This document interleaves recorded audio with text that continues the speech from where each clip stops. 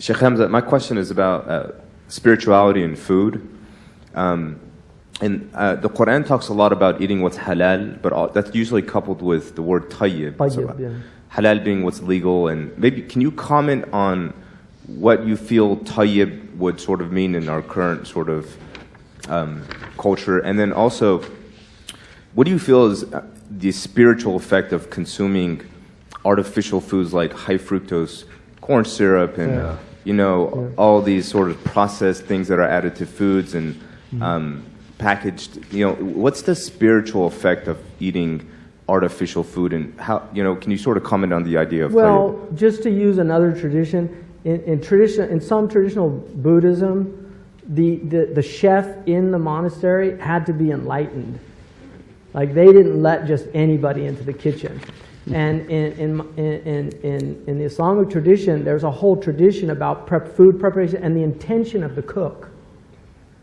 And so that my teachers, the people that cooked, always made the intention that the food was a healing. One of the things that's really interesting in our culture, when you go to, they don't teach grammar anymore, so people use transitive verbs as intransitive verbs. But when you go to a restaurant, they say enjoy, right?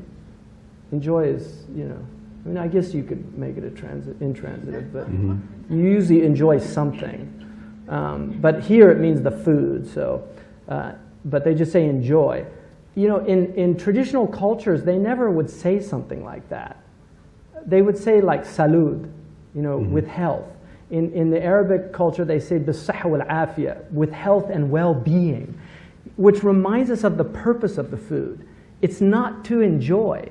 Enjoyment is part of it. I mean, it's wonderful that food is so enjoyable, but that's not the reason why you're actually eating it.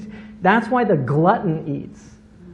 But somebody who's serious about maintaining their health, they eat for health. And we're literally digging our graves with our teeth. I mean, in our culture, we are literally killing ourselves with the food we eat. And so I would say that all traditional peoples ate with just a knowledge of what food was about. And this is why the Kisharat tradition, the halal tradition, that you have to, there's a whole, Native Americans took permission in many of their traditions. They took permission from the animal in the Islamic tradition, the Jewish tradition. There is actual, you have to do it in a way, in our tradition, you're not allowed to kill an animal in front of another animal. And if you look, I mean, it's arguable that it's unethical to eat meat today, unless you're on a farm where you're and there was an interesting article about a man who decided for 1 year, I didn't see the film, but he did a documentary where he only ate what he killed for 1 year.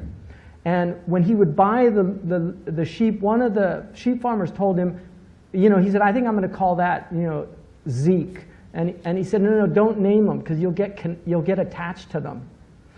But he chose to name them. What he said was, the thing that struck him most was the gratitude he felt to the animal when he ate it.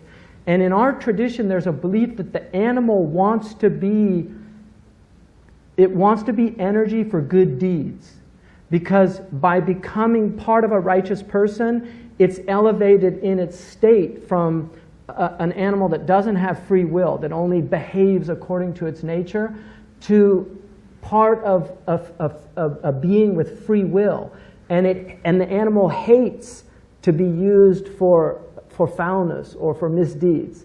And so that whole cosmology, which might sound romantic, but it was real. People, and I met people that still live like this, and my wife does this. She cooks with that intention. If I cook with that intention. When I serve food, I cook with that intention. I'll just tell you one quick story. I have a friend of mine who's a connoisseur of tea, and he'll only drink certain teas. And in England, PG Tips is like the worst tea. And he went to a friend of mine's house, and I know both of them. And it was tea time, and the English take this very seriously. And so he only had PG Tips in the house, And so he said, God, he's going to know this is horrible tea. So he goes in and he told me that he made a prayer over the tea. And he said, oh God, make this delightful for my friend. And he went in and he poured the tea and he told me that he drank and he said, you know, that's the best cup of tea I think I've ever had. And, you know, there's a reality to these things. We don't realize just the power of intention. You know, niya in Arabic, which means intention, also means seed. It's the seed of the thing, why you do so. And so many of us do things without intention. There's no intentionality. And intention, I know in your tradition, in our tradition, intention is everything. Why you're doing something. And constantly asking yourself, why am I doing this? To check our intention. Mm-hmm. I disavow that we're not going to clap thing. I want to...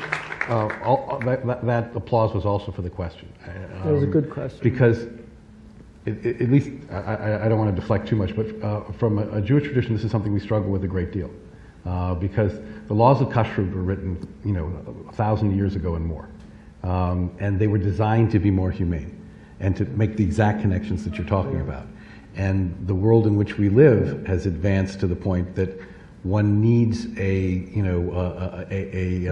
variance from the USDA because it's not as advanced, and we lost something in that. Yeah. There was a speaker who came just a couple of years ago. His name was Rabbi Arthur Waskow, and he's sort of the front of something we call the eco-kashrut movement. And Arthur's perspective is, if you're saying a blessing over wine that was made with grapes, that was sprayed with pesticides, that made the people who made them ill, it's not holy. And if you take organic wine that's been, that's been made in the purest way and pour it into a styrofoam cup, it's not kosher. And what he means by that is that the word used to mean something. Right. It meant fit.